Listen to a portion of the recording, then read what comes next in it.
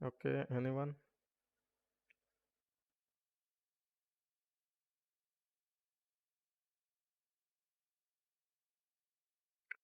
Okay, no problem. So start करते हैं। So basically first of मैं आपको कुछ बताना चाहता हूँ कि जैसे स्टॉक मार्केट के अंदर लोग बहुत सारी चीज़ें सोच के आते हैं। फर्स्ट ऑफ ज़्यादातर लोग नए आते हैं ना, एक चीज़ क्लियर कर दो, नए लोग आते हैं सोच के कि हम ट्रेडिंग करेंगे फ्यूचर एंड ऑप्शन में और फटाफट रिच बन जाएंगे। सो इट्स इम्पॉसिबल, क्योंकि जो बंदे बहुत टाइम से ट्रेडिंग कर रहे हैं वो बेवकूफ़ नहीं है कि वो इतने टाइम से ट्रेडिंग कर रहे हैं, अभी भी वो फंसे हुए उस ट्रेडिंग ट्रैप में कि हाँ वहाँ से निकल नहीं पा रहे हैं।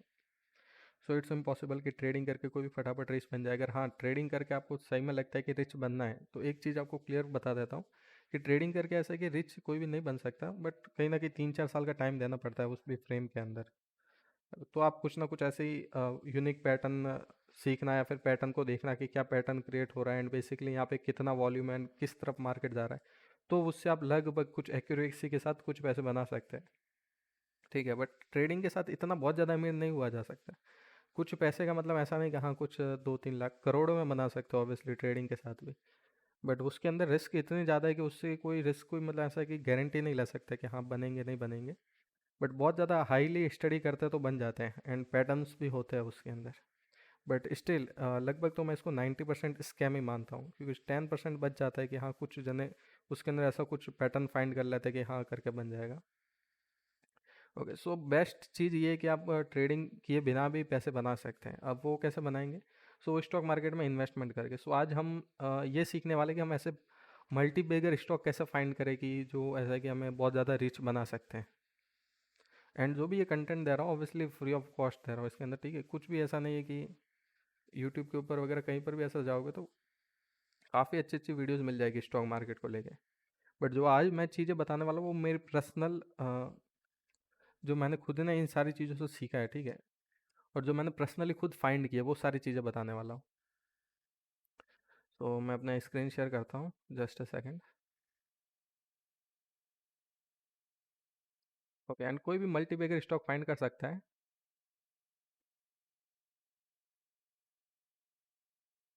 तो I hope my screen is visible, सबको विजिबल हो रही है मेरी स्क्रीन? Okay great. सो अभी हमारा फर्स्ट एम क्या है कि हमने मतलब आज टॉपिक ही हमारा ये था कि हम स्टॉक मार्केट का यूज़ करके बिलीनियर कैसे बन सकते हैं। सो बिलीनियर बनने के लिए हमारे कुछ पैसे भी वहाँ पे लगाने पड़ेंगे जो स्टॉक 100x 1000x या फिर 10,000x ग्रो करने की कैपेसिटी रखते हो इन फ्यूचर। ठीक है, तो हम बिलीनियर बन सकते हैं अगर हम कुछ पैसे हज़ारों में भी लगाए, हज़ारों के करोड़ों हो जाए, करोड़ों के और ज़्यादा ऐसे बढ़ के हो जाए, तो पॉसिबल है कि हम बिलीनियर बन सकते हैं। सो वो हम स्टॉक फाइंड करेंगे अभी। सो फाइंड करने के लिए है ना, यहाँ पे एक स्टॉक मार्केट में टूल यूज़ होता है स्क्रीनर। स्क्रीनर क्या होता है कि उसके अंदर हम कुछ पैरामीटर्स डालते हैं एंड अगर वो पैरामीटर्स पास करते हैं जो जो स्टॉक, तो वो हमारे सामने आएंगे। एंड जो स्टॉक जो पैरामीटर्स पास नहीं करते हैं वो क्या हो जाएंगे कि वो वहाँ पर नहीं आएंगे स्क्रीनर के अंदर। तो स्क्रीनर बहुत सारे भी है, प्ले स्टोर पे कुछ ऐप भी है, जैसे ट्रिकर टैप करके एक ऐप है। सो मुझे सबसे बेस्ट स्क्रीनर लगता है वो है screener.in, ये इसकी वेबसाइट है। सो मैं वहाँ पे व्हाट्सएप ग्रुप में भी भेज दूंगा, सो पता चल जाएगा। यहाँ पे आ जाते हैं, यहाँ पे इसके बाद क्या करना है, आपको इसके ऊपर अकाउंट बनाना है। सो मेरा पहले से बना हुआ है तो मुझे बनाने की ज़रूरत नहीं है। एंड उसके बाद क्या करूँगा, मैं यहाँ पे स्क्रीन्स में आ जाऊँगा। ओके, एंड यहाँ पर क्या होता है कि पहले से देखो काफ़ी स्क्रीनर दिए हुए हैं, जैसे कि लो ऑन 10 ईयर एवरेज अर्निंग, ठीक है? And capacity expansion, F I buying का मतलब है फॉरेन इंस्टीट्यूशनल इन्वेस्टर। ओके, और भी अलग अलग स्क्रीनर्स दिए हुए हैं। और ये सब क्या है, ऑब्वियसली इतने सब पढ़ने जाएंगे आप भी बोर हो जाएंगे इनसे, हमें इतना कुछ मतलब नहीं। हम हमारे स्क्रीनर पे आते हैं कि हमें मल्टी बैगर स्टॉक फाइंड करना है। सो यहाँ पे आएंगे क्रिएट स्क्रीनर। अब नया स्क्रीनर बनाने के बाद क्या होगा, यहाँ पे हमें कुछ क्वेरीज डालनी है। और वो क्या क्या क्वेरीज डालनी है कि जिससे हमें पता चलेगा कि स्टॉक मल्टी बैगर है। तो अब ध्यान से समझना, मैं जो चीज़ें बोलूँ ना उसको भी ध्यान से सुनना। एंड बेसिकली उसको पॉइंट का क्या लेना देना है, मतलब कि हमारे इस टॉपिक से उसको भी हमें समझना बहुत ही ज़्यादा ज़रूरी है।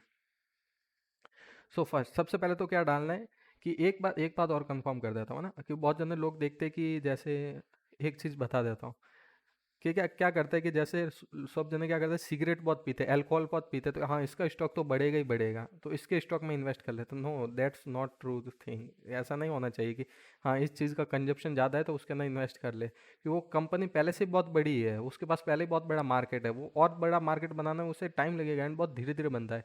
एक बार कंपनी बहुत बड़ी हो जाती है फिर वो धीरे धीरे ग्रो करती है। ओके, ये चीज़ पहले बता देता हूँ। जैसे बहुत जन है कि हाँ, सिगरेट सिगरेट सब जने पीते हैं, लगभग बहुत जने पीते हैं, यंगस्टर तो बहुत जने पीते ही पीते हैं। सो मैं तो नहीं पीता हूँ। एंड बट सो सब जने आईटीसी के शेयर में लगाते हैं। सो ऐसा नहीं है कि आप आईटीसी के शेयर में लगाएंगे वो मल्टीबैगर स्टॉक है कि आपको बहुत सारा आपका पैसा 100x 200x कर देगा। नॉट पॉसिबल, बहुत मुश्किल है। ये भी बहुत टाइम लग जाता है, क्योंकि आप पीछे का पूरा इसका हिस्ट्री भी चेक कर सकते हैं अगर ऐसे स्टॉक देखें ना। क्यों ऐसा इसलिए होता है कि उनका मार्केट कैप बहुत बड़ा होता है। मार्केट कैप मतलब कि उनका मार्केट पहले से बहुत फैला हुआ है, वो धीरे धीरे ग्रो करते हैं, वो एक साथ बड़ा मार्केट कैप्चर नहीं कर सकते। अब बड़ा मार्केट कौन कैप्चर करता है, वो हमें यहाँ पे ढूंढना पड़ेगा। अब वो ढूंढने का क्या तरीका है, वो मैं क्या सोचता हूँ उस अकॉर्डिंग आपको चीज़ें बताने वाला हूँ, ठीक है। एंड आप भी वो चीज़ कर सकते हैं, क्या चीज़ें जो करनी है एंड क्या चीज़ें की जो नहीं करनी है। ठीक है, बट उससे पहले फिर से पूछ रहा हूँ, अभी किसी को कुछ ऐसा पूछना है या फिर कोई दिमाग में ऐसा कोई डाउट रेज हो गया हो तो अभी बता सकता है। ठीक है, कोई भी पूछ सकता है, ऐसे हमारी कोई क्लास तो चल नहीं रही, ऑब्वियसली सब फ्री है।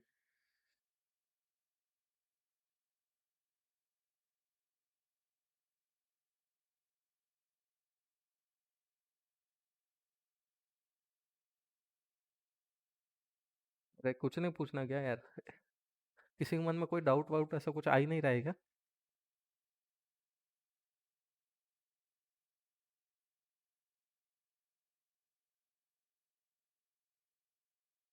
चलो कोई बात नहीं, आगे बढ़ते हैं, मे बी आ जाएगा इन फ्यूचर। तो सबसे पहले तो हमें मार्केट कैप का ध्यान रखना है। यहाँ पे लिखेंगे ना मार्केट, एम लिखते ही आपको है ना ऑप्शन बताना शुरू कर देगा। जैसे देखो, एम से जितने भी ऑप्शन होंगे सब बताएगा। सबसे फर्स्ट सिलेक्ट करेंगे मार्केट कैपिटलाइजेशन। मार्केट कैपिटलाइजेशन मतलब उसका मार्केट कैप कितना है, और यहाँ पे मार्केट कैप यहाँ पे करोड़ में ही बात हो रही है, ठीक है। सो यहाँ पे मार्केट कैप, यहाँ पे मैं लिखूंगा लेस देन, यहाँ पे लेस देन का साइन लगाना है, यहाँ पे मैं लिख दूंगा यहाँ पे 500, मतलब 500 करोड़ से कम होना चाहिए मार्केट कैप। सो 500 करोड़ लिखने की जरूरत नहीं है, 500 लिखूंगा तो ये समझ जाएगा कि करोड़ की बात हो रही है। देखो यहाँ पे पहले से ये लिखा बता रहा है, वैल्यू इन रुपीज करोड़, मतलब 500 करोड़ से मार्केट कैप कम होना चाहिए। इससे भी कम कर सकते हैं, बट इतना ठीक है। एक तो ये हो गया कि 500 करोड़ से मार्केट कैप कम होना चाहिए। इससे अभी क्या पता चलेगा कि इससे हमें ये पता चलेगा कि जो भी कंपनी है वो बहुत ज़्यादा बड़ी नहीं है। आईटीसी का मार्केट कैप जाके देखोगे तो लाखों करोड़ों में है उसका market cap. And basically Google देखोगे तो गूगल का मार्केट कैप तो ट्रिलियन में है। लगभग 160 लाख करोड़ के आसपास होगा। तो बहुत बड़ा मार्केट कैप है, तो अभी ग्रो करने में टाइम लगता है। तो मार्केट कैपिटलाइजेशन, उसके बाद हमें क्या देखनी है कि उसकी सेल्स, सेल्स ग्रोथ हो रही है, मतलब 3 साल की कंटिन्यूस सेल है, वो क्या हो रही है, ग्रोथ हो रही है। कितने परसेंट से, 20% से, 20 से भी नहीं हो रही तो एटलीस्ट 15% से तो होनी चाहिए। ओके, सो ये चीज़ होनी चाहिए उसके अंदर कि उसकी सेल ग्रोथ होनी चाहिए। अगर सेल ग्रोथ नहीं होगी तो फिर हम वो स्टॉक के अंदर, कंपनी अगर अच्छा परफॉर्म नहीं कर रही है कंपनी का, ठीक है, तो फिर उसका स्टॉक तो कैसे ही बढ़ेगा, उसकी प्राइस बिल्कुल बढ़ने का कोई चांस नहीं बनता। कंपनी अच्छा परफॉर्म करेगी तो उसकी प्राइस बढ़ेगी, एंड धीरे धीरे उसकी कंपनी की भी नेटवर्थ बढ़ेगी एंड मार्केट कैपिटलाइजेशन भी बढ़ेगी। जैसे जैसे मार्केट कैप बढ़ेगा वैसे वैसे ही प्राइस बढ़ेगी। ओके, सो ये चीज़ हमें ध्यान रखनी जरूरी है। एंड इसके बाद हम क्या चीज़ देखते हैं कि उसकी प्राइस है, स्टॉक की price, current price. Okay, so current price क्या होनी चाहिए, लेस देन कितनी होनी चाहिए, 50 रुपीज़, 50 रुपये से कम होनी चाहिए। क्योंकि 50 रुपये वाला पैरामीटर यहाँ पे मैंने क्यों डाला, क्योंकि बहुत सारी मतलब जिनकी प्राइस होती है ना 100 200 300 400 रुपये ऐसी प्राइस होती है ना। सो उनके अंदर क्या होता है कि लोग इतना इंटरेस्ट नहीं लेते हैं। हमें लोगों में, लोगों का इंटरेस्ट किस चीज़ में है उसमें भी हमें ध्यान रखना पड़ता है, ठीक है। ये बात मैं अपने पर्सनल एक्सपीरियंस से बता रहा हूँ। लोग किस चीज़ में इंटरेस्ट लेता है वो भी हमें ध्यान रखना पड़ता है, ठीक है। ये तो ये सारी चीज़ हो गई। बट उसके अलावा भी है, जैसे आप बोलते हैं ना कि मल्टी बैगर फाइंड करना पड़ेगा, तो ये भी देखना पड़ता है कि लोग क्या देख रहे हैं। लोग हमेशा फ्यूचर देखते हैं स्टॉक के अंदर। सो हमेशा ऐसी कंपनी में इन्वेस्ट करना जिसमें आपको लग रहा है कि लोग इसमें फ्यूचर देख रहे हैं। कंपनी को अपने अंदर फ्यूचर दिख रहा है नहीं दिख रहा है वो एक अलग बात है, लोगों को फ्यूचर दिखना चाहिए। कुछ कुछ कंपनीज तो मैंने ऐसी देखी कंटिन्यूसली लॉस पे लॉस बुक कर रही है हर ईयर, फिर भी उनकी प्राइस जो स्काई रॉकेट हुई हुई है। जैसे अमेरिका की कुछ कंपनीज में बात करूंगा तो बहुत लॉस बुक कर रही है, प्राइस स्काई रॉकेट हो रही है, मतलब एक हफ्ते में 1000% गेन, 2000% गेन। पिछले हफ्ते मैंने खुद ने अपने पैसे डबल किया कुछ स्टॉक के अंदर। काफ़ी स्टॉक, एक स्टॉक था जिसने मुझे 300% रिटर्न दिया 1 वीक के अंदर, ठीक है, एक हफ्ते के अंदर। सो बेसिकली हमें ये भी देखना है कि लोग किस चीज़ में देखते हैं। वो सारे स्टॉक थे वो किसके थे, क्वांटम कंप्यूटिंग के स्टॉक थे। अभी अमेरिका के, यहाँ पे इंडिया में तो बहुत कम जनों को पता होगा, अमेरिका के अंदर लोगों को क्वांटम कंप्यूटिंग में इतना इंटरेस्ट आ गया है वो सबको कि हाँ क्वांटम कंप्यूटिंग से ये हो सकता है वो हो सकता है। उन्हें एक्चुअली ये नहीं पता क्वांटम कंप्यूटर वर्क कैसे करता है। बट उनको इतना ज़्यादा इंटरेस्ट होने के कारण क्या कर रहे हैं, सब क्वांटम कंप्यूटिंग के स्टॉक में पैसा लगाया जा रहा है, लगाया जा रहा है, उनकी प्राइस बहुत ज़्यादा स्काई रॉकेट हो गई हुई है, कंपनी लॉस बुक करे। ओके, सो ये पता करना भी बहुत जरूरी है, इसलिए फ्यूचरिस्टिक थीम्स का भी हमें पता होना बहुत जरूरी है, और वो स्टॉक हमें कुछ फाइंड करने पड़ेंगे, आप थीम्स से डायरेक्ट सेलेक्ट नहीं कर सकते। ठीक है, करंट प्राइस ये होनी चाहिए। फिर ओपीएम, ओपीएम मतलब ऑपरेटिंग प्रॉफिट मार्जिन, कि मतलब जो प्रॉफिट है हमारे पास, प्रॉफिट मार्जिन कितना हो रहा है, ठीक है, वो क्या होना चाहिए, ग्रेटर देन होना चाहिए ओपीएम लास्ट ईयर, मतलब जो इसके आगे वाला साल था उससे क्या होना चाहिए, ज़्यादा ही होना चाहिए इसका ऑपरेटिंग प्रॉफिट मार्जिन। सो इससे हमें क्या रहेगा कि हाँ मतलब पिछले साल जितना इसके पास प्रॉफिट था उससे ज़्यादा ही प्रॉफिट है। तो अब ये जो पैरामीटर है ना, इसका आप सब जने लीजिए, स्क्रीनशॉट ले लीजिए, ठीक है। ले लिया सबने स्क्रीनशॉट? हाँ ब्रो।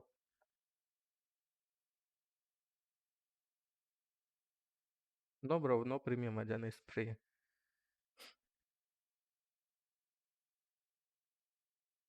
प्रीमियम की ज़रूरत ही नहीं होती है, इसके अंदर बहुत सारी चीज़ें, बहुत सारे फ्री टूल्स मिल जाते हैं। सो अभी स्क्वायरी को, हाँ किसके अंदर कर रहे हो, मोबाइल में कर रहे हो? लैपटॉप के अंदर रुको, मैं स्क्रीन ये कर देता हूँ, लिंक शेयर कर देता हूँ यहाँ पे गूगल मीट पे। ओके, तो लिंक शेयर कर दिए, आई होप मिल गई होगी।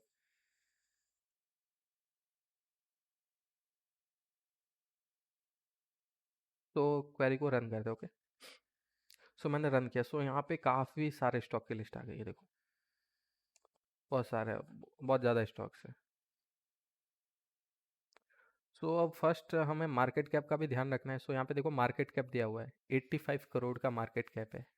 डिविडेंड यील्ड मतलब हर साल कितना डिविडेंड देती है कंपनी, सो ये कंपनी डिविडेंड तो नहीं देती है। इसकी प्राइस भी आई हुई है, प्राइस क्या चल रही है, ₹2.97। सो इस कंपनी के ऊपर जाते हैं, फ्रैंकलिन इंडस्ट्री, जैसे कुछ शेयर फाइंड आउट करने की कोशिश करें, ठीक है। कोई फाइनेंशियल एडवाइस नहीं दे रहा, बट हम ऑब्वियसली स्टॉक ऐसा फाइंड आउट करने की कोशिश करें कि मल्टी बैगर स्टॉक कौन कौन से हो सकते हैं। सो फ्रैंकलिन इंडस्ट्री का हमारे पास जो फर्स्ट लिस्ट में नंबर आया था कि फ्रैंकलिन इंडस्ट्री करके, तो सो इसी स्टॉक के ऊपर हम आ गए। अब हमें पैसे भी इन्वेस्ट भी कैसे करना है, वो भी थोड़े स्ट्रेटेजिकली पैसे इन्वेस्ट करना है। जैसे कि मान लो कि हमारे पास 1,000 रुपये है, तो हमें 100 100 रुपये करके 10 स्टॉक में इन्वेस्ट करना है। ऐसा नहीं कि 1,000 हम एक ही स्टॉक में डाल दें, बिल्कुल ऐसी गलती मत करना। अगर स्टॉक गया तो आपके 1,000 ले डूबेगा। अगर 10 स्टॉक के अंदर डालें, 10 के अंदर से कोई एक ऐसा स्टॉक भी निकल जाता है कि जो 100x जाता है, तो आपके वो 100 रुपये भी आपके 100x होके कितने हो जाएगा। एक स्टॉक है आपके, उसके पैसे कितने कर देगा। अगर 10x गया तो 1,000 करेगा, एंड 100x गया तो कितना करेगा, 10,000। तो एक स्टॉक के वापस आपके सारा पैसे रिकवर कर सकते हैं, एंड वही स्टॉक 1,000x चला गया तो 1,00,000 रुपये भी कर सकते हैं।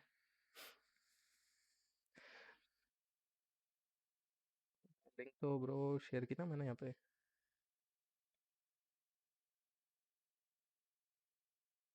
ओके, तो लिंक शेयर कर दे मैंने ना।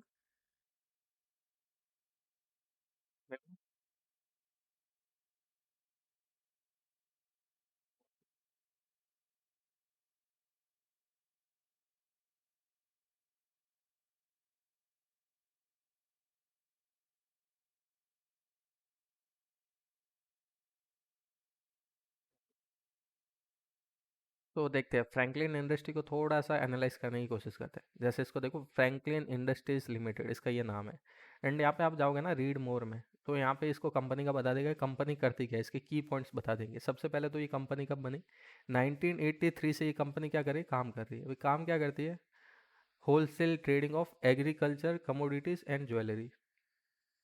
मतलब एग्रीकल्चर में भी, इसके एग्रीकल्चर की जो कमोडिटीज़ होती है।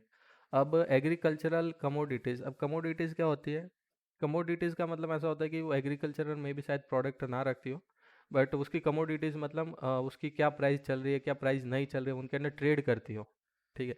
एंड ज्वेलरी, अब ज्वेलरी से तो आपको सबको पता ही है, यहाँ पे बिजनेस के की पॉइंट मिल जाएंगे। जैसे क्या करती है, selling of gold, silver, Boolean, jewellery, diamond, and उसके अलावा और जो जो करते हैं ना वो सब मिल जाएगा। एंड यहाँ पे और भी कुछ इन्फॉर्मेशन मिल जाएगी, इसके अंदर कंपनी के अंदर कौन क्या है and कौन क्या नहीं करता है। ओके, अब ट्रेडिंग ऑफ एग्रीकल्चर कमोडिटीज जैसे 47% ये करती है, and trading of jewellery 57%, sorry 53% ये करती है। इसके अलावा भी दूसरी कंपनी इसके अंदर और भी चीज़ें काम करती है, जैसे इम्पोर्ट और एक्सपोर्ट। ठीक है, तो इसके अंदर ये क्लोथ भी इम्पोर्ट एक्सपोर्ट करती है, जैसे गारमेंट्स भी लिखा हुआ है। सो इसके बाद यहाँ पर ये आ जाता है कि बुक वैल्यू क्या होती है। बुक वैल्यू को ध्यान से समझना। बुक वैल्यू का मतलब ऐसा है कि कंपनी अगर अपने सारे एसेट बेचे और एक एक जो भी इसके शेयर होल्डर है उनको पैसा दे, तो उसको हर शेयर होल्डर को कितना पैसा मिलेगा, वो होती है बुक वैल्यू। तो अगर कंपनी अगर इसके सारे एसेट बेच दे ना, तो 2 रुपीज़ 87 पैसा मिलेगी। और इसकी करंट प्राइस क्या चल रही है, 2 रुपीज़ 97 पैसा। ओके, सो ये करंट प्राइस है वो ऑब्वियसली बहुत टाइम बुक वैल्यू से हाई होती है। बट अगर आपको लग रहा हो ना कि बुक वैल्यू करंट प्राइस से ज़्यादा हाई है, तो क्या समझना कि हाँ उस स्टॉक में इन्वेस्ट किया जा सकता है, क्योंकि अगर कंपनी में सारे स्टॉक भी बेच देना, सारे एसेट, तो भी आपको पैसे उससे ज़्यादा मिलेंगे प्राइस से। So it's good opportunity to invest. Okay, and इसका देखो ऑल टाइम हाइट देखे तो कितना है, 4 रुपीज़ 13 पैसा। सो इसका मार्केट कैप है 85 करोड़। सो 85 करोड़ मान सकते हैं स्मॉल कैप पेनी स्टॉक मान सकते हैं इसे। ठीक है, पेनी स्टॉक है एंड अच्छी अपॉर्चुनिटी है, कहाँ इसमें इन्वेस्ट किया जा सकता है। ठीक है, मैं इन्वेस्ट करने के लिए नहीं बोल रहा हूँ, इन्वेस्ट किस में करना है वो भी आपको कुछ स्टॉक है कि मैं आपको आप मुझे बोलोगे ना व्हाट्सएप पे, तो मैं कुछ शेयर भी कर दूंगा। तो यहाँ पे नीचे आ जाओगे तो इसकी सेल्स मिल जाएगी। सेल्स पे फोकस करना बहुत ज़रूरी है। जैसे यहाँ पे नीचे आ जाता है, ये क्वार्टरली सेल्स है। ओके, क्वार्टरली पे फोकस नहीं करता, ईयरली पे आ जाता है। जैसे 2013 जीरो सेल्स है, 14 जीरो, 15 जीरो, 16 में 1 करोड़ की सेल की थी। ठीक है, 17 में भी 1 करोड़ की एंड यहाँ पर देखो 18 में यहाँ पे एक कमाल हो गया, 1 करोड़ से सीधा 21 करोड़ पे, मतलब 21 टाइम्स ज़्यादा कर ली सेल्स।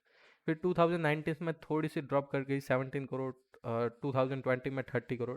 ऑब्वियसली 2020 का वो भी टाइम था, कोविड का टाइम था, मे भी शायद ड्रॉप कर गई हो, क्योंकि यहाँ पे हमें ये भी थोड़ा सोचना पड़ता है कि यहाँ पे ड्रॉप क्यों कर गई। फिर 2021 में वापस रिकवरी हुई, तो देखो 15 करोड़, 17 करोड़, 2013 में 21 करोड़, और 2024 के अंदर 51 करोड़ रुपीज़ की सेल कर दी इसने। तो कंपनी कंटिन्यूसली ऐसा लग रहा है कि हाँ कहीं ना कहीं इसके सेल्स भी बढ़ रही है। थोड़ा प्रॉफिट पे भी ध्यान दे देते हैं कि प्रॉफिट बढ़ रहा है कि नहीं बढ़ रहा है। सो 2013 में zero zero zero zero zero, 2023 तक इसने कुछ खास प्रॉफिट नहीं किया। ठीक है, बट 2024 में देखिए 10 करोड़ का प्रॉफिट बुक किया कंपनी ने। तो अब लग रहा है कि कंपनी काफ़ी ग्रोथ के अंदर, अगर इसी ने इस तरह से प्रॉफिट बुक किया इसी तरह से चलती रही, तो मैं इन फ्यूचर ये मल्टी बैगर स्टॉक बन सकता है, इसका चांस लगता है। क्योंकि यहाँ पर देखो अचानक से 10 करोड़ का प्रॉफिट बुक कर लिया, मतलब कंपनी के अंदर कुछ ना कुछ तो उन्हें ऐसा मिला हुआ है, या फिर ऐसे कोई ना कोई कनेक्शन बने होंगे जिससे कंपनी को बहुत ज़्यादा फायदा हुआ है। एंड थोड़ा और नीचे आ जाते हैं। ये सारी चीज़ें और भी बहुत सारी चीज़ें सीखने की, धीरे धीरे सीखना, एक साथ बताऊंगा तो वैसे समझ में बहुत कमी आएगी।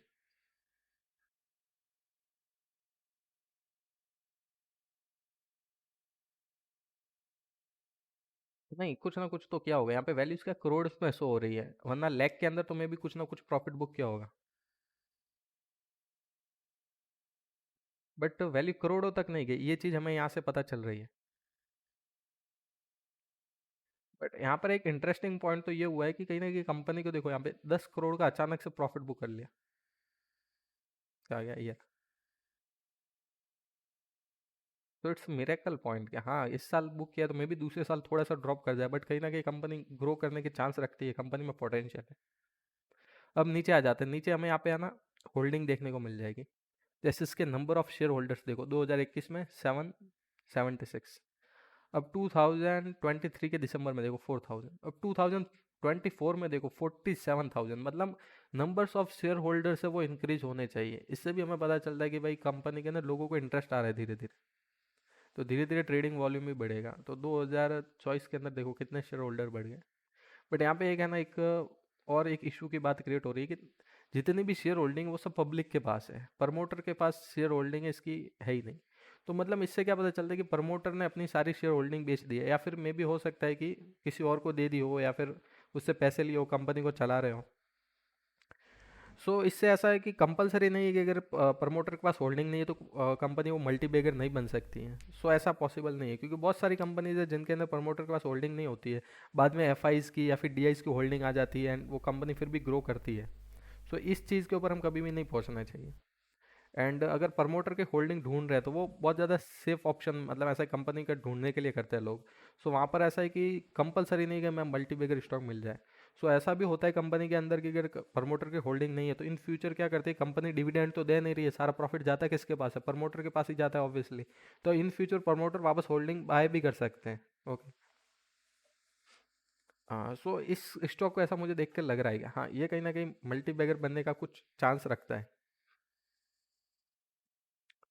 तो अगर मैं ऐसा नहीं बोल रहा कि आप अपने सारे पैसे लगा लो, किसी से उधार लेके, मार्केट के अंदर हमेशा अगर ऐसा चाहिए कि मैं मल्टी बैगर स्टॉक फाइंड करूँ, वही पैसे लगाओ जो आपको लग रहा है कि मुझे अब इन पैसों की बिल्कुल ज़रूरत नहीं है, इनको मैं लाइफ टाइम के लिए भूल सकता हूँ। ठीक है, ये चीज़ सोच कर फिर ही पैसा लगाना, तभी जाके कहीं ना कहीं आप अगर पोर्टफोलियो को छोड़ दो ना, ऐसे कि हाँ पैसा इन्वेस्ट कर दिया अब छोड़ दो करके, तो भी कहीं ना कहीं किसी भी लाइफ टाइम में ऐसे कि 5-10 साल बाद देखो तो हाँ अरे मेरे पास करोड़ों रुपए पोर्टफोलियो में, वो वाली एक फीलिंग आ सकती है। अगर ये करके कंटिन्यूसली इन्वेस्टमेंट रहना चाहिए, ऐसा नहीं कि हाँ 1,000 लगा के 2,000 लगा के छोड़ दे, नहीं, उसको कंटिन्यूसली इन्वेस्ट करते रहो, लाख का पोर्टफोलियो बनाओ, 10 लाख का बनाओ, 20 लाख का बनाओ। एक बात और ध्यान रखना, जितने है ना लार्ज कैप स्टॉक नहीं बढ़ते, उससे बहुत ज़्यादा तेजी से पेनी स्टॉक बढ़ते हैं, बट सही से इन्वेस्टमेंट होना चाहिए, राइट इन्वेस्टमेंट होना चाहिए। ओके, सो अब थोड़ा सा और वापस एनालिसिस पे आते हैं। जैसे यहाँ पे विपुल लिमिटेड एक और स्टॉक है, उसके ऊपर मूव ऑन करते हैं। सो यहाँ पर देखो, इसने तो प्राइस ड्रॉप लिया है, एंड इसकी बुक वैल्यू देखते हैं। सो बुक वैल्यू इसकी देखो 28 रुपीज़ 90 पैसा। सो इसकी बुक वैल्यू क्या है, करंट प्राइस से ज़्यादा है। तो कहीं ना कहीं यहाँ पर ऐसा है कि हाँ थोड़ा सेफ ऑप्शन है कि हाँ इसके अंदर इन्वेस्ट किया जा सकता है, बट दूसरे पैरामीटर्स भी देखने पड़ेंगे। अब दूसरे पैरामीटर्स देखते हैं, सेल्स के ऊपर फोकस करते हैं। सो सेल्स इसने मेड की है 2013 के अंदर, अच्छी चल रही थी कंपनी, 400 करोड़ की सेल आ रही थी। 2014 में ड्रॉप की, 15 में ड्रॉप, 16 में ड्रॉप, 17 में थोड़ी राइज हुई, एंड लगभग सेल्स के अंदर इसका कुछ मुझे खास इंप्रूवमेंट दिख नहीं रहा है कंपनी का। पिछले इतने साल से देख रहा हूँ, लगभग 10 साल का डेटा यहाँ पे, सेल्स के अंदर कुछ खास इंप्रूवमेंट नहीं दिखा। चलो प्रॉफिट देखते हैं। तो प्रॉफिट देखें यहाँ पे तो ऑपरेटिंग प्रॉफिट 2023 में इसने इतना लॉस बुक किया था, ठीक है, लगभग लॉस ही बुक कर रही है कंटिन्यूसली, बट 2024 में एक शॉकिंग चीज़ क्या देख रहे हैं यहाँ पर, देखो इसने प्रॉफिट बुक किया, वो भी 200 करोड़ रुपए का। तो प्रॉफिट बुक किया तो अब थोड़ा सा ऐसा है कि अनुमान लगाया जा सकता है कि नेक्स्ट ईयर से इसकी सेल्स ग्रोथ कर सकती है।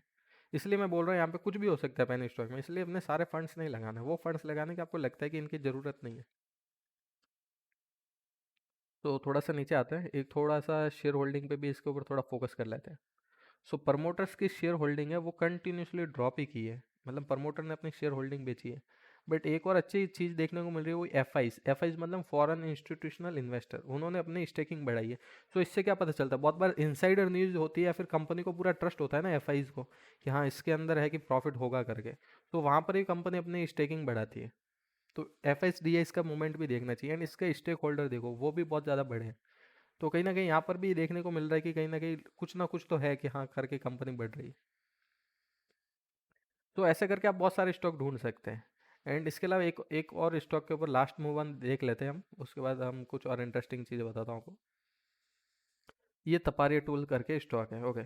तो यहाँ पर हमें क्या देखने को मिलता है, इसकी बुक वैल्यू देखो 229, इसकी करंट प्राइस देखो 9 रुपीज़ 64 पैसा, मतलब इसकी बुक वैल्यू से तो इसकी करंट प्राइस बहुत ही ज़्यादा कम है।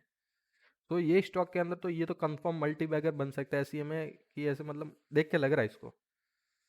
बट इसके अंदर क्या होता है कि बहुत बार लिक्विडिटी का इशू आता है, लोग बेचते ही नहीं है, स्टॉक ही नहीं बेचते। इस स्टॉक को आप खरीदने जाओगे ना, मैंने भी बहुत ट्राई किया हुआ इस स्टॉक को खरीदने का, रोज अपर सर्किट लगता है। अपर सर्किट मतलब जितनी मैक्स लिमिट होती है कि ऊपर से ऊपर इतनी प्राइस में बाय कर सकते हैं, वो प्राइस वहाँ पे लग के खत्म हो जाती है, फिर दूसरे दिन प्राइस खोलती है।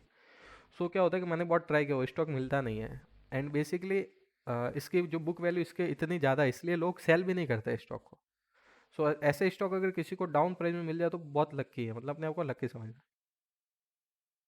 चलो अब इसके सेल्स एंड इन सारी चीज़ों पे फोकस कर लेते हैं। कंपनी की बुक वैल्यू भले ही ज़्यादा हो, बट इसकी सेल्स देखी जाए ना, तो सेल्स में मुझे कुछ ऐसा है कि क्वार्टरली सेल्स तो फिर भी ठीक है, चलो हम क्वार्टरली देख रहे थे, ईयरली पे आ जाता है। सो इसकी ईयरली सेल्स तो बढ़ रही है, बट बहुत स्लोली बढ़ रही है, इतनी फास्ट हमें ज़्यादा इंप्रूवमेंट देखने को नहीं मिला सेल्स में। बट हाँ बढ़ जरूर रही है, अगर इसको लॉन्ग टर्म होल्ड किया जाए तो ये प्रॉफिट दे सकता है।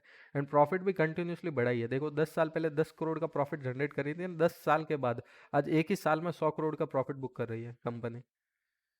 मतलब इसमें प्रॉफिट बुकिंग भी इसकी 10x हो चुकी है।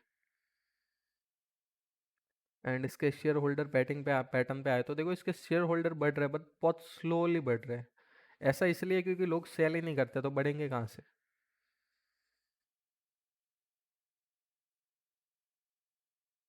तो ये कुछ ऐसा स्क्रीनर था, और भी स्क्रीनर लगा सकते हैं, और भी स्क्रीनर लगा के और भी ऐसी की प्राइस हम फाइंड कर सकते हैं, बहुत सारी स्टॉक आ जाते हैं।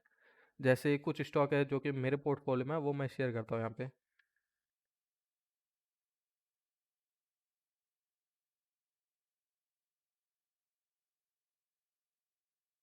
गुजरात टूल रूम लिमिटेड ये स्टॉक है, और ये स्टॉक मैंने अपने पोर्टफोलियो में भी रख रखा है। सो इसकी बुक वैल्यू देखे एंड इसकी प्राइस देखे तो बुक वैल्यू ऑब्वियसली कम ही है, एंड ज़्यादातर स्टॉक की कम ही रहती है, जो भी बड़े बड़े स्टॉक देंगे उनकी भी कम ही रहती है। सो कंपनी के अंदर ये सबसे अच्छी बात ये है कि कंपनी क्या है, डेब्ट फ्री है, डेब्ट नहीं है कंपनी का कोई भी। एंड अब इसकी सेल्स देखते हैं हम थोड़ी। 2023 की सेल देखो इसकी कंपनी की,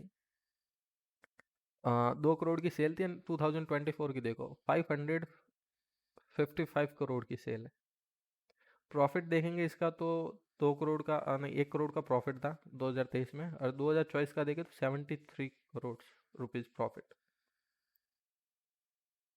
ये स्टॉक मैंने कुछ लगभग 1 महीने पहले ही खरीदा था, लगभग इसने 70% का गेन दे दिया मुझे अभी। एंड प्रमोटर की होल्डिंग देखे तो प्रमोटर की जीरो होल्डिंग है, बट इसके अंदर पता है एक कमाल की आपको होल्डिंग देखने को मिलेगी ना, एफ आई की होल्डिंग देखो 30.99%। मतलब एफ आई इसको कंटिन्यूसली बाय कर रही है स्टॉक को, डी आईज ने भी बाय करना स्टार्ट कर दिया है। इसके शेयर होल्डर्स देखो 12,000 थे, 1,32,000 हो चुके हैं, रोज कंटिन्यूसली अपर सर्किट मान रहा है। ये मुझे ऐसा देख के लगता है कि हाँ ये मल्टी बैगर बनने का कुछ ऐसा है कि पोटेंशियल रखता है। एंड इसकी मार्केट कैप भी देख लेते हैं। तो इसकी मार्केट कैप तो भी काफ़ी है, 440 करोड़ है। मतलब कहीं ना कहीं हमने फिर भी मिस कर दिया इसको, स्टॉक को हम और भी लो में बाय कर सकते थे। तो अभी किसी को कोई डाउट आ रहा है? नहीं तो एक और टॉपिक है वो मैं बताता हूँ, कुछ भी ऐसा कोई क्वेश्चन वगैरह हो तो।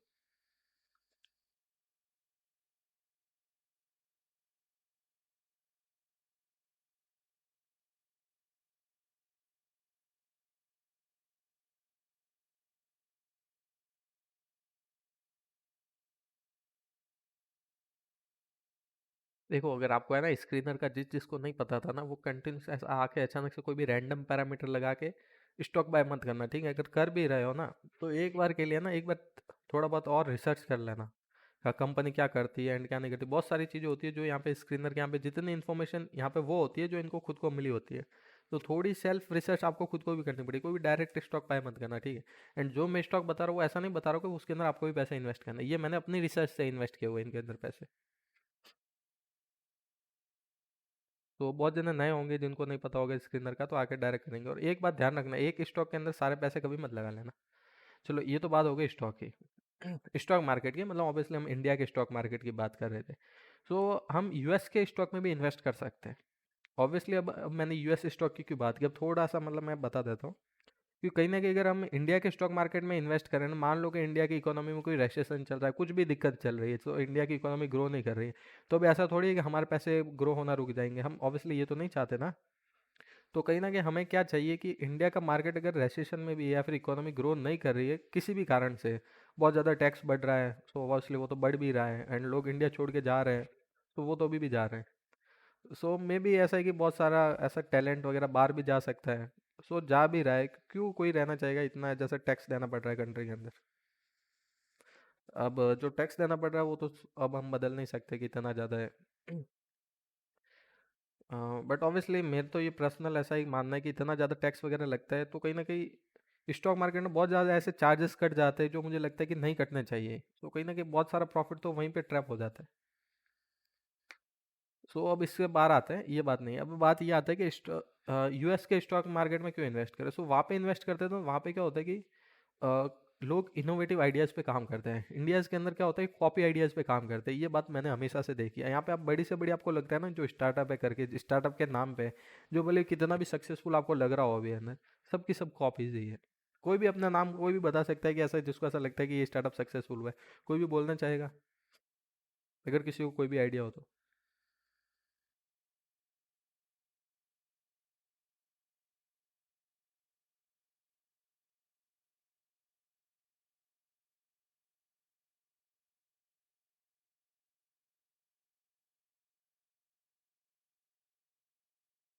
Okay no problem, maybe शायद आइडिया नहीं हो, धीरे धीरे मार्केट में आ रहे हो समझने। सो बेसिकली डी मार्ट की बात करते हैं। डी मार्ट तो सबको पता ही होगा, किस किस को पता है डी मार्ट के बारे में, तो पता होना चाहिए। पता है ना डी मार्ट के बारे में, वहाँ पे तो काफ़ी सामान भी लिया होगा हर किसी ने। सो बेसिकली उसके जो प्रमोटर हैं राधा किशन दमानी, वो बेसिकली यूएस गए थे। वहाँ पर कंपनी है वॉलमार्ट। सो वॉलमार्ट से उन्होंने इंस्पिरेशन ली, देन आके फिर इंडिया में आके उन्होंने डीमार्ट खोला। सो जितने भी आइडियाज होते हैं ना, सब बाहर से लिए गए हैं। इंडिया की तो पहले सारी मूवीज भी बाहर से ली गई थी। लोगों को पता ही नहीं चलता था कि इंटरनेट था नहीं। अब लोग कॉपी करते हैं वो मूवीज, तो पता चल जाता है कि हाँ ये तो मूवी कॉपी है करके। पहले की भी सारी मूवी देखना, सारी की सारी कॉपीड ही है। वो सक्सेस हिट इसलिए होती थी कि लोगों ने बाहर की मूवी नहीं देखी होती थी। सो बेसिकली अब है ना, अब इंटरनेट के कारण क्या है कि लोगों को पता है कि बाहर क्या चल रहा है, यहाँ पे क्या चल रहा है बेसिकली। तो अब आइडिया भी है ना, कॉपी होने थोड़े बंद हो गए। बट इंडिया के अंदर यही दिक्कत है कि लोग कॉपी करते हैं। इनोवेटिव आइडिया कुछ होता ही नहीं। इनोवेटिव आइडिया कुछ होता भी है ना, तो यहाँ के कुछ रूल्स एंड रेगुलेशन ऐसे होते हैं कि उसको स्टॉप कर देते हैं।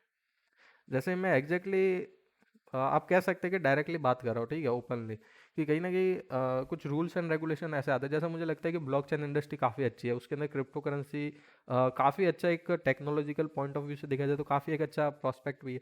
बट क्या है कि उसके ऊपर 30% टैक्स लगा दिया प्रॉफिट के ऊपर, एंड 1% टीडीएस इंप्लीमेंट कर दिया हर ट्रांजेक्शन के ऊपर, जो भी आप ट्रांजेक्शन करते हैं। तो बेसिकली अब कौन करना चाहेगा ट्रांजेक्शन, एंड कौन उसके अंदर ट्रेडिंग करेगा? उनको पहले ही पता है कि 30% टैक्स देना पड़ रहा है। टैक्स लगाए क्या बोल के कि गैम्बलिंग है। वो ऑब्वियसली गैम्बलिंग नहीं है। गैम्बलिंग कैसे हो सकता है? अब स्टॉक मार्केट है तो स्टॉक मार्केट गैम्बलिंग थोड़ी ना है।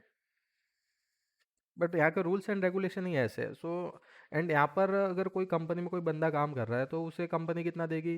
अगर बहुत ज़्यादा टैलेंटेड है, 20 लाख 25 लाख, एंड उसका टैलेंट बहुत ज़्यादा है कि उन्हें कदर नहीं है, बाहर चला जाएगा तो वो उसी बंदे को देंगे वहाँ की कंपनियाँ 4 करोड़ 5 करोड़, मतलब 4-5 लाख डॉलर देगी, जो कि इंडिया के अंदर आके 3 से 4 करोड़ रुपीज़ बन जाते हैं। सो यही बात है कि कहीं ना कहीं इंडिया के अंदर जो इनोवेटिव टैलेंट भी होता है वो भी बाहर चला जाता है। अब आईआईटी के अंदर आते हैं, एक बात जेन्युइनली सब जना बताना, थम्स अप कर देना, फिर बोल के भी बता सकते हैं कि जेन्युइनली किस किस को ऐसा ड्रीम है कि चलो मैं इंडिया से बाहर जाऊँ, उनको लगता है कि हाँ इंडिया में तो ऐसा कुछ नहीं है करके, मज़ा नहीं आ रहा है, जो भी ये सब कॉपी है। बेसिकली सबको ही लग रहा है ऑलमोस्ट। तो बात यही है ना, तो इंडिया में टैलेंट बचता ही नहीं है। जो पीछे बच जाता है वो क्या करते हैं, कॉपी करने वाले बच जाते हैं कि हाँ चलो ये हो रहा है तो मैं भी कॉपी करता हूँ। बेसिकली यहाँ पर तो क्या होता है कि किसी ने कोई शॉप खोली, वहाँ पे एरिया में कोई शॉप नहीं थी, वो बहुत सक्सेसफुल है, लोग देखेंगे अरे ये तो बहुत पैसे कमा लिए इसने, वो भी आके खोलेंगे, अरे हम भी इसकी यही यही कॉपी करते हैं, बिजनेस आइडिया, दुकान खोलते हैं। अब दुकान खोल के वो तुम प्रॉफिट थोड़ी बनाओगे, उसकी पहले से जमी हुई है, एंड बेसिकली तुम कंपटीशन ही बढ़ा रहे हो। उसको देख के तीसरा और खोलेगा, चौथा और खोलेगा, खेले मतलब खोलेगा शॉप को, ठीक है। बट क्या होगा कि वहाँ पर कस्टमर तो इतना ही है, तो कंपटीशन तो और ज़्यादा बढ़ेगा। एंड एक्चुअली क्या कर रहे हैं सब, अपना अपना प्रॉफिट ही मतलब लॉस कर रहे हैं। प्रॉफिट तो होगा कहाँ से? कस्टमर तो इतने ही है, तो और ज़्यादा कहाँ से आएंगे? बात यहाँ पर यही है, जो आइडिया करते हैं कॉपी करते हैं, एंड नए लोग आएंगे कहाँ से? कस्टमर तो इतने ही है जो पहले से कैप्चर्ड पड़े हैं। अगर नया भी खोलते हो, उन्हें कुछ लालच भी देते हो कि यहाँ पर आ जाओ, कैशबैक मिलेगा एंड वो मिलेगा, तो कंपनी क्या कर रही है? अपना लॉस ही तो कर रही है मार्केट में आके। इसलिए तो बहुत सारी कंपनियां जो लॉस में चलती है। जोमेटो भी इतने टाइम से लॉस में चल रही थी, इस साल ये प्रॉफिट में आई है जोमेटो भी। मूवी क्विक का भी आईपीओ आया, तो उसका मैंने रिसेंटली जितना भी देखा, पिछले साल बहुत टाइम से लॉस बुक कर रही थी, अब जाके प्रॉफिट में आई है। बहुत सारी कंपनियां एज लॉस बुक कर रही थी, अभी जाके प्रॉफिट में आई है। सो कहीं ना कहीं बहुत ज़्यादा सेल्स बढ़ने के कारण, सही मैनेजमेंट के कारण भी प्रॉफिट में आई है, वरना प्रॉफिट में वो भी नहीं आ पाती। सो यहाँ पर सब कॉपी मिलता है। यूएस मार्केट में इन्वेस्ट करने से ये बेनिफिट मिलता है कि वहाँ पे लोग कॉपी तो वहाँ पर भी करते हैं एक दूसरे का आइडिया को देख के कि हाँ उसमें कुछ इनोवेटिव लगे, बट वहाँ पे मोस्ट ऑफ कुछ कुछ ऐसे आपको स्टॉक ढूंढने पड़ेंगे जो कंपनी इनोवेशन के ऊपर काम करती है। इंडिया के अंदर क्वांटम कंप्यूटिंग के स्टॉक देखेंगे, नहीं देखने को। इंडिया के अंदर सेमीकंडक्टर सेक्टर भी अभी आ रहा है, कंपनियां अभी पैसे डाल रही है कि हाँ यहाँ पे सेमीकंडक्टर प्लांट लगाते हैं, वो समथिंग समथिंग, एंड वो की तो बार बहुत ज़्यादा बन रहे हैं। चाइना तो अभी देखा जाए ना, चाइना यूएस तो माइक्रो चिप के ऊपर, टेक्नोलॉजी के ऊपर रिसर्च कर रहे हैं। यहाँ पे इंडिया के अंदर सेमी कंडक्टर प्लांट अभी लग रहा है। सो कौन रहना चाहेगा? ऑब्वियसली बात यहाँ पर रहने इनकी नहीं, इनोवेशन नहीं है। सो इनोवेशन, एंड अब ये बात अगर बोलेंगे ना कि तो इंडिया कैन, वैसे बोल रहे इनोवेशन नहीं, जो दिख रहा है वो हकीकत बता रहा हूँ। एक बार शायद मुझे याद नहीं है नाम एग्जैक्टली, तो भी याद नहीं है, बट किसी ने ऐसा बोला था कि इंडिया में इनोवेशन नहीं है, तो लोग बहुत भड़क गए थे यूट्यूब पे समथिंग में कि अच्छा इंडिया में इनोवेशन नहीं है, इनोवेशन नहीं है। तो मुझे तो ऐसा लिटरली कोई इनोवेशन लगता ही नहीं है। एंड इंस्टाग्राम वगैरह कहीं पर भी देखे तो वो सारी रील से आती रहती है, कुछ इनोवेटिव बात ही नहीं होती है। एंड बाहर के जितने भी देखे जाए ना, तो काफ़ी इनोवेटिव स्टॉक्स मिलते हैं, काफ़ी इनोवेटिव आइडियाज़ भी मिलते हैं। जैसे इंडिया के अंदर क्वांटम कंप्यूटिंग के अंदर कुछ कुछ आईआईटीज़ में भी रिसर्च कर रही हो, एंड कुछ में भी सक्सेसफुल भी ना हुए हो, बट बाहर की काफ़ी कंपनीज है जो रिसर्च कर रही है क्वांटम कंप्यूटिंग के ऊपर एंड ब्लॉकचेन के ऊपर, एंड उसकी सिक्योरिटीज़ के ऊपर भी, क्या इसकी सिक्योरिटी ब्रीच हो रही है तो उसको कैसे हम वापस फिक्स कर सकते हैं, ये हो गया। एंड कुछ कंपनी तो आपको ऐसी भी मिलेगी जो कैसे है कि जो हाइपोथेसिस पे मतलब ऐसा लगता है कि ऐसा पॉसिबल हो सकता है, उस चीज़ पे भी रिसर्च करती है। जैसे टेलीपोर्टेशन हो गया, ऑब्वियसली सुनने में बहुत इम्पॉसिबल जैसा लग रहा होगा, पर रिसर्च चालू है। मे बी अगर सोचो पॉसिबल हो गया तो सोचो उसके स्टॉक में कितनी पावर होगी। सो ये होता है इनोवेशन। जो चीज़ ऐसा लगता है ना इम्पॉसिबल करके, वो चीज़ में तो हमेशा पैसे लगा लेना चाहिए। अगर आगे वाले बंदे ने उसको पॉसिबल कर दिया ना, तो आपकी किस्मत बदलने से कोई नहीं रोक सकता। वो बंदा आपकी भी किस्मत बदल सकता है। ऐसा लगता है ना कि हाँ ये चीज़ तो नॉर्मल है कि ये कंपनी इतना प्रॉफिट बुक करी, ये कंपनी इतना प्रॉफिट बुक करी। ये जो थॉट है ना, वो मैं ये बता रहा हूँ कि जो मैंने बहुत टाइम से सीखा है। ये कंपनी इतना बुक करी, ये तो सब जने देख रहे हैं, उसमें सब डाल भी रहे हैं, तो कहीं ना कहीं इतना थोड़ी ना प्रॉफिट निकाल पाओगे उससे। अब जो लग रहा है ना कि नेक्स्ट टू इम्पॉसिबल है कि ऐसा हो ही नहीं सकता, वहां पर कोई नहीं है, उसका मार्केट कैप भी बहुत लो होगा, बट बंदे ने उसको पॉसिबल कर दिया, तो वहां पे आप इतना प्रॉफिट बुक करोगे जितना आप कहीं पे भी बुक नहीं कर सकते। ठीक है, सो जैसे एलन मस्क को देख लो। तो कहीं ना कहीं पहले उसके पास इतना थोड़ी था, सब सपोर्ट थोड़ी कर रहे थे, तो कंगाल हो चुका था। बाद में उसका सक्सेसफुल हुआ, एक प्रोजेक्ट इम्पॉसिबल जैसा ही था, सक्सेसफुल हुआ। अब देखो उसको कहीं ना कहीं 500 बिलियन के नेटवर्थ पे पहुंच गया, लग भी रहा है कि फर्स्ट ट्रिलियन बन जाएगा वर्ल्ड का। हिस्ट्री क्रिएट कर दी बंदे ने। सो अब यूएस के मार्केट के अंदर हमें स्टॉक देखने हो, सो वो हम कैसे देख सकते हैं? तो कुछ भी नहीं करना है, हमें जस्ट चले जाना है गूगल के ऊपर, एंड यहाँ पे लिख लेना है यूएस। यहाँ पे ये लिख लेना है NYSE। NYSE New York stock exchange. ठीक है, इसके शॉर्ट फॉर्म में स्क्रीनर डाल देना है यहाँ पे, एंड सबसे पहले ये याहू फाइनेंस की आ जाएगी। ये बहुत अच्छा स्क्रीनर है, दूसरे स्क्रीनर है मुझे ज़्यादा इतने अच्छे नहीं लगते, बट ये वाला याहू वाला आप यहाँ से जाके इसको देख सकते हैं। एंड कुछ स्क्रीनर तो है यहाँ पे पहले से बने हुए, आपको कुछ ज़्यादा करने की भी जरूरत नहीं, यहाँ पे आपको स्क्रीनर बनाने की जरूरत भी नहीं है। एंड जो टॉप गेनर है वो यहाँ पे स्टॉक आ जाएंगे, एंड जो मोस्ट एक्टिव है वो भी यहाँ पे आ जाएंगे। जैसे लूसिड ग्रुप, एंड ये रिगिट कंप्यूटिंग, ये हो गया एनवीडिया हो गया। एंड काफ़ी काफ़ी जो एक्टिव स्टॉक है वो पहले आ जाएंगे यहाँ पे, मोस्ट एक्टिव मतलब लोग इनके अंदर एक्टिवली ट्रेडिंग कर रहे हैं एंड बाय भी कर रहे हैं। एंड आपको अंडर वैल्यू स्टॉक है तो यहाँ पे जाएंगे तो वो मिल जाएंगे, एग्रेसिव स्मॉल कैप। अब हमें चाहिए पेन स्टॉक, सो यहाँ पे क्लिक करेंगे ना, मोस्ट एक्टिव पेन स्टॉक्स। सो पेन स्टॉक आ जाएंगे। अब इनके बहुत सारी कंपनी होगी जो लॉस लॉस बुक कर रही होगी, सो वो भी हमें देखना बहुत ज़रूरी है। अब यहाँ पर देखो चेंज, देखो पेन स्टॉक के अंदर 146%, ये एक दिन का है, ठीक है, एक दिन का चेंज है। एंड और नीचे नीचे देखोगे 100%, 177%, 138%। ऐसे ही मैंने एक कोई पेन स्टॉक देखा, उसके ऊपर काफ़ी रिसर्च किया, उसके अंदर पैसे डाले तो 300% बढ़ गए एक दिन के अंदर वो पैसे। तो बंदा ऐसे कि सही ट्रेडिंग भी करे ना तो पैसे बढ़ा सकता है इसके अंदर। पेनी स्टॉक के अंदर ट्रेडिंग नहीं करने, इसलिए सही से इन्वेस्टमेंट करे तो सारे पैसे एक ही जगह नहीं डालने हैं। एंड यूएस के पेनी स्टॉक, एक और बात बता दूं कि यूएस के पेनी स्टॉक इंडिया के जो पेनी स्टॉक्स है उनसे 1000 टाइम्स रिस्कर है, मतलब रिस्की है। क्यों? वहाँ पर है ना, एक चीज़ मैंने बहुत नोट किया, वहाँ पे पता नहीं ये क्या सिनेरियो चलता है कि लोग मतलब स्टॉक कोई कंपनी बुक नहीं कर रही है, कोई प्रॉफिट वगैरह, फिर भी स्टॉक की प्राइस स्काई रॉकेट हुई हुई है, इतनी प्राइस बढ़ती है दुनिया भर की, फिर अचानक से पता नहीं क्या होता है कि प्राइस एकदम रिसेशन में आती है, बढ़ती ही नहीं है। तो यहाँ पे पता नहीं, वहाँ पे ऐसा फ्लो बहुत चलता है, सो इसे पंप एंड डंप भी कहते हैं। तो इस चीज़ का भी हमें ध्यान रखना बहुत ज़रूरी होता है, वरना ट्रैप हो जाते हैं। सो यहाँ पे बेस्ट तरीका ये होता है ना कि अगर आपके पास 1,000 रुपये है तो कहीं ना कहीं 50-50 रुपये करके पेनी स्टॉक के अंदर डालना यूएस के मार्केट में। वहाँ पे 100-100 रुपये भी मत डालना, तो वहाँ का मार्केट और भी ज़्यादा रिस्की है, बहुत रिस्की है। एंड वहाँ पे वॉल्यूम भी बहुत हाई बनता है, वहाँ पे अपर सर्किट लोअर सर्किट का तो सिस्टम ही नहीं है। प्राइस बढ़ रही है तो एक साथ में कितने भी बढ़ सकती है। तो यहाँ पे कोई भी खोल लेते हैं, जैसे ये स्टॉक खोल लेते हैं। ये स्टॉक खोल लिया, एंड उसके बाद यहाँ पे हम इसका वॉल्यूम देख सकते हैं, मार्केट कैप देख सकते हैं, ये डॉलर में दिया हुआ है, ओके, $31 मिलियन। एंड नीचे आएंगे तो हमें न्यूज़ भी मिल जाएगी इस कंपनी की क्या न्यूज़ चल रही है, एंड बेसिकली क्या क्या न्यूज़ आ रही है। अब देखो न्यूज़ के ऊपर भी बहुत सारे स्टॉक बढ़ते हैं, न्यूज़ के ऊपर भी ध्यान रखना बहुत कंपलसरी होता है अगर कोई मार्केट के अंदर अच्छे अच्छे इन्वेस्टमेंट कर रहा है। सो अब बेसिकली कहीं ना कहीं एक मैं एक रिसर्च पढ़ रहा था आज, एक कुछ देख रहा था किसी टॉपिक के ऊपर, तो वहाँ पे ऐसा बताया था कि सिल्वर बहुत ज़्यादा महंगी होने वाली है। फिर मैंने इसके पीछे का रीज़न देखा कि क्यों होने वाली, क्योंकि कहीं ना कहीं बहुत सारे सेमीकंडक्टर फील्ड हो गए, बहुत सारी चिप डिजाइनिंग हो गई, सोलर जो जितना भी सोलर की जितने भी टेक्नोलॉजी आ रही है, सोलर प्लेट्स वगैरह, सिल्वर का बहुत हैवी यूज़ हो रहा है वहाँ पे हर जगह पे। तो कहीं ना कहीं ऐसा लग रहा है कि सिल्वर की प्राइस बहुत ज़्यादा स्काई रॉकेट करने वाली। ये मुझे उस रिसर्च से पता चला, वो पता नहीं कि वो कब करेगी एंड कब नहीं करेगी करके। तो अभी के लिए मुझे एक ऐसा ऑप्शन लगा कि हाँ, गोल्ड से ज़्यादा मुझे ऐसा लगा कि सिल्वर में इन्वेस्ट करना चाहिए, तो फ्यूचर में रिटर्न दे सकती है। तो यहाँ पे न्यूज़ हमें देखने को काफ़ी मिलेगी, सो इन न्यूज़ के ऊपर भी ध्यान रखना पड़ता है, ठीक है। एंड और नीचे आएंगे तो लगभग लगभग जो जो वहाँ पे स्क्रीनर में चीज़ें दी हुई थी वो लगभग लगभग सारी मिल जाएगी। एंड बेसिकली इस स्टॉक की थोड़ी इन्फॉर्मेशन वगैरह यहाँ पर देखेंगे तो वो हमें थोड़ी कम मिलेगी। प्रोफाइल में देखेंगे तो यहाँ पे आ जाता है, यहाँ पे हमें मिल जाएगा कि कंपनी करती क्या है।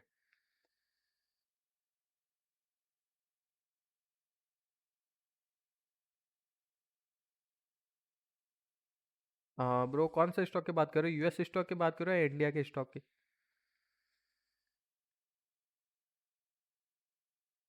Okay, US. तो यूएस स्टॉक तो ऐसा है कि हम डायरेक्टली इंडिया के अंदर ऐसा कोई सिस्टम नहीं है कि उसे बाय सेल कर सकते, बट कुछ एप्लीकेशन है जो हमें प्रोवाइड करती है। जैसे आप प्ले स्टोर पे जाएंगे तो एक वेस्टेड एप्लीकेशन करके एंड एक आई एन डी मनी करके, आई एन डी मनी मैं ज़्यादा प्रीफर करूँगा, उससे आप यूएस स्टॉक बाय सेल कर सकते हैं। I N D money search करना है ना प्ले स्टोर के ऊपर, वहाँ पे मिल जाएगा।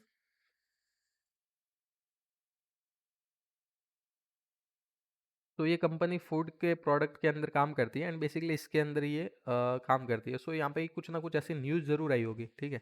अगर न्यूज़ के अंदर देखें ना तो यहाँ पे कोई ना कोई ऐसी न्यूज़ होगी। सो इसके कारण ये कंपनी बढ़ी है, मतलब सॉरी इसका प्राइस का स्टॉक की जो प्राइस है वो बढ़ी है। अब कंपनी कितना ज़्यादा फाइनेंशियली देखने जाए ना तो कितना ज़्यादा मतलब ऐसा परफॉर्मेंस कर रही है। सॉरी गलत पेज आ गया, फाइनेंशियल्स में। तो यहाँ पर हम देख सकते हैं इसका टोटल रेवेन्यू वो हमें यहाँ पर देखने को मिलेगा।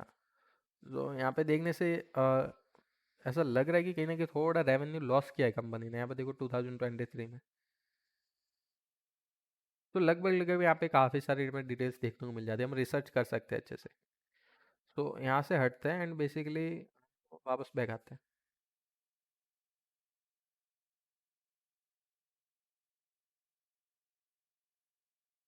एंड यहाँ पर हम जाते हैं मोस्ट एक्टिव स्टॉक। अब मोस्ट एक्टिव स्टॉक के अंदर देखिए ये कंप्यूटिंग का ये स्टॉक दिख रहा है।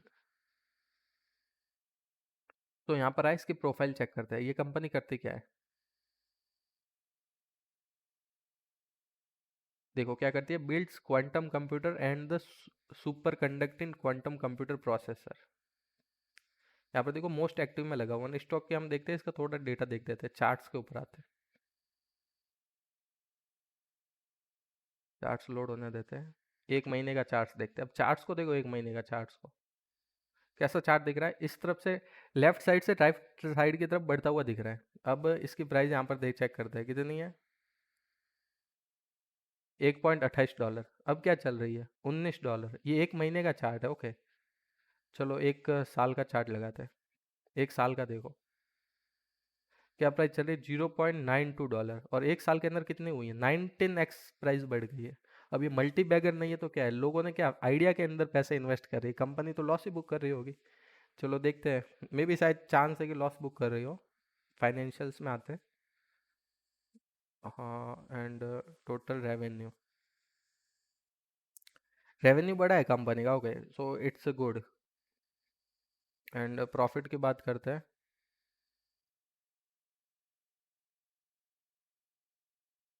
प्रॉफिट प्रॉफिट, हाँ ये रहा। सो प्रॉफिट तो ऐसा है कि कंपनी लॉस खा रही है, फिर भी प्राइस बढ़ रही है क्योंकि लोगों को फ्यूचर दिख रहा है इस स्टॉक के अंदर, को लोगों को लगता है कि हाँ फ्यूचर के अंदर हम रिच बन जाएंगे, इस स्टॉक में पैसा इन्वेस्ट करेंगे ना। तो ऐसे रिसर्च करनी पड़ती है, देखना पड़ता है कि लोग किस में कर रहे हैं। एंड बेसिकली मुझे भी लगता है सुपर क्वांटम कंप्यूटिंग तो फिर भी पॉसिबल हो गया। अब बहुत सारी ऐसी टेक्नोलॉजी जिनके ऊपर रिसर्च चलती है, लगता है कि कहीं ना कहीं इम्पॉसिबल जैसी है, बट वो भी पॉसिबल हो सकती है। अगर उसका कोई स्टॉक आपको मिल जाता है स्टॉक मार्केट के अंदर, वो कंपनी इस चीज़ के ऊपर काम करे आपको सुनने में, तो मान लो कि आपका 100 रुपये पड़े तो एटलीस्ट 1 रुपया तो इन्वेस्ट कर ही देना। तो कहीं ना कहीं अगर वो पॉसिबल भी होगा ना तो 1 रुपये को 1 करोड़ रुपये भी कर सकती है। उसकी मतलब वो ऐसी कोई टेक्नोलॉजी रिसर्च करके ला ले तो ऑब्वियसली पूरे वर्ल्ड के पास नहीं होगा, पूरा वर्ल्ड उसे यूज़ करेगा तो उसकी प्राइस तो सोचो कितनी बढ़ेगी। उसके कोई पॉसिबिलिटीज ही नहीं है। जैसे बिटकॉइन को देख लो, अभी लोग क्या करते हैं कि अब बिटकॉइन एंड समथिंग में आता है, अब अभी इन सब चीज़ों को छोड़ो, इनमें तो आ गया सेचुरेशन आ गया। अब तो वो चीज़ देखो जो अब नेक्स्ट टू इम्पॉसिबल लगती है। पहले भी लोगों को बिटकॉइन नेक्स्ट टू इम्पॉसिबल लगता था, लोग बोलते हैं कि बाय कर लो बाय कर लो। एक बिटकॉइन था कितना कम मिल रहा था, $1 पे मिल रहा था, $2 पे मिल रहा था, आज कितना बढ़ गया है, $1 लाख क्रॉस कर गया है। अभी कहाँ $1, कहाँ $1 लाख। सो बात यही है, अभी क्वांटम कंप्यूटर में लोगों को जो अभी इन्वेस्ट नहीं कर रहे थे उनको लगा इम्पॉसिबल, अब तो क्वांटम कंप्यूटर में काफ़ी कुछ आ गया, अभी रिसेशन आई है नहीं है, अभी भी यहाँ पे कुछ मल्टी बैगर स्टॉक फाइंड किए जा सकते हैं क्वांटम कंप्यूटिंग में। अब कुछ और ऐसी थीम्स है जो नेक्स्ट टू इम्पॉसिबल लगती है कि हाँ नहीं चलो ये करके चीज़ें नहीं हो सकती, बट वो भी अगर किसी ने पॉसिबल कर दी, कोई ऐसा है कि स्पेस के लिए ऐसी कोई चीज़ें बना रहा है, जैसे कोई यूएफओ बना रहा है, कोई एंटी ग्रेविटी पे काम कर रहा है, कोई टेलीपोर्टेशन पे काम कर रहा है, सो लगता है कि नेक्स्ट टू इम्पॉसिबल है, अगर चीज़ें पॉसिबल कर दी उस बंदे ने, वो सोच रहा है दिमाग में, मतलब क्या कर रहा है, उस पर काम कर रहा है, जो काम करेगा मेहनत करेगा उसे फल तो मिलेगा, ये तो ऑब्वियसली बात है। पॉसिबल कर दी तो वहाँ पे बहुत बड़ा चांस मिलता मिलता है वहाँ पे, मतलब ऐसे की चीज़ ये हो सकती है, पॉसिबल है, ठीक है। और मैं तो कोई भी चीज़ नहीं मानता दुनिया के अंदर की इम्पॉसिबल है, मैं यहाँ पे जिंदा हूँ, बात कर रहा हूँ कंप्यूटर से, यहाँ पे बोल रहा हूँ आपके पास, वहाँ पे सुनाई दे रही, इतना पॉसिबल है, मतलब कुछ भी पॉसिबल है दुनिया के अंदर। ओके सो एंड किसी को कोई डाउट है? हाँ कुछ पूछना, कुछ माइंड में आ रहा है कोई चीज़? देखो स्टॉक मार्केट की बात नहीं, कोई ऐसा कोई भी बात आ रही हो तो भी बता सकते हैं।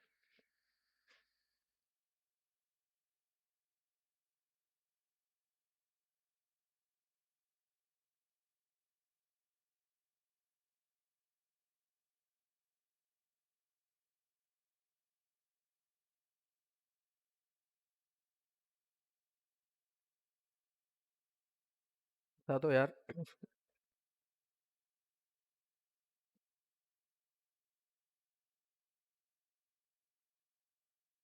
नो ब्रो, प्रॉफिट अगर हम मल्टी बैगर के अंदर इन्वेस्ट कर रहे हैं ना, कि हमें कोई ऐसा स्टॉक फाइंड कर रहा है कि जिसके अंदर हमें कि पैसे हमारे वो बहुत ज़्यादा बढ़ा सकता है, उसके अंदर तो हमें वही पैसे इन्वेस्ट करना चाहिए जो हमें लगता है कि वो हमें पैसे हमने कहीं खर्च कर दिया और उस पैसे को हम भूल जाएंगे। जहाँ से मान लो कि आपके पास 1 लाख रुपए पड़े हैं, तो आपको सोचते हो कि कहीं ना कहीं अगर ऐसा कि 10 हज़ार में डाल देता हूँ, 10 हज़ार अब मेरे पास है ही नहीं, ये सोच के हमें इन्वेस्ट करना चाहिए।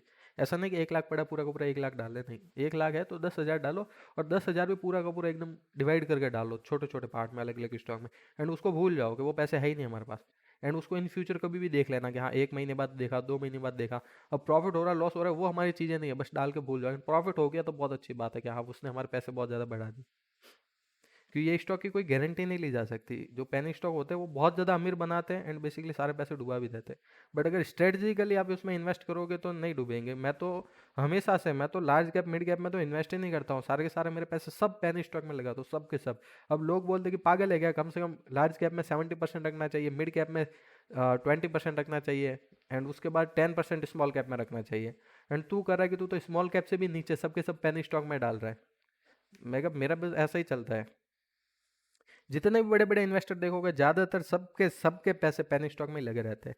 और जो यहाँ पे कौन पैसे डालते हैं, जैसे large cap mid cap small cap में, ये सब मिडिल क्लास थिंकिंग होती है, वही लोग डालते हैं कि उनको पता है कि हाँ हमारे पैसे डूबने नहीं चाहिए, वो हमेशा सेफ ऑप्शन ढूंढते हैं, इसलिए अमीर नहीं बन पाते। अमीर वही बनता है जो फुल रिस्क लेता है कि हाँ ये चीज़ करनी, रिस्क तो लेता है बट एक स्ट्रेटजिकली उसे पता भी होता है कि हाँ ये चीज़ होगी करके। तो ये नहीं बोल रहा आपको रिस्क लेनी है करके, बट आपके पास जितने पैसे हैं ना उसके अंदर से 10% निकालो कि ये पैसे डूब गए मेरे पास है ही नहीं, ये करके डालो। अगर आपको डालना है नहीं कि अगर अमीर बनना चाहिए, ऐसा चाहते हो कि ऐसा कोई स्टॉक मिल जाए जो बहुत मल्टी बैगर जाए, तो ऐसा करके डालो कि पैसे चलो डूब गए, अब पैसे है ही नहीं, ये करके भूल जाओ। तो हाँ है कि वो बना देगा बहुत ज़्यादा रिच। ओके, और किसी को कुछ पूछना है?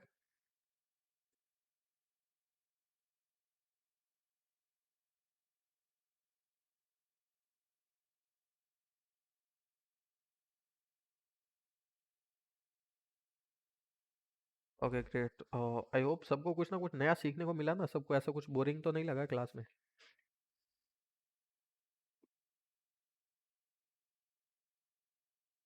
एंड जो भी मैंने शेयर किया ना चीज़ें, सारी की सारी मेरी खुद की, ऐसा है कि मैंने खुद ने अपने एक्सपीरियंस से ली हुई है, मैंने वो नहीं बताया कि आपको क्या चीज़ ऐसा करनी चाहिए। मैंने तो हमेशा, मैं भी जो फ्यूचर में इन्वेस्ट करने की जब भी सोचता हूँ ना, पहले पूरी लिस्ट बनाता हूँ कि कौन से आइडियाज़ है जो ऐसा लगता है कि नेक्स्ट टू इम्पॉसिबल, सबसे पहले तो उनमें इन्वेस्ट करता हूँ। तो ग्रेट, आई होप सबको मज़ा आया होगा। एंड चलो फिर मिलते हैं कल की क्लास में, कल क्लास है कि हम मनी मेकिंग कैसे कर सकते हैं, तो उसके अंदर भी कुछ ऐसे ही आइडिया दूंगा जो ऑब्वियसली मैं कहीं से रट के नहीं आया, ऑब्वियसली जो मेरा खुद का आइडिया वही दूंगा आपको। सो ठीक है, फिर आज की क्लास तो यहीं पे एंड करते हैं।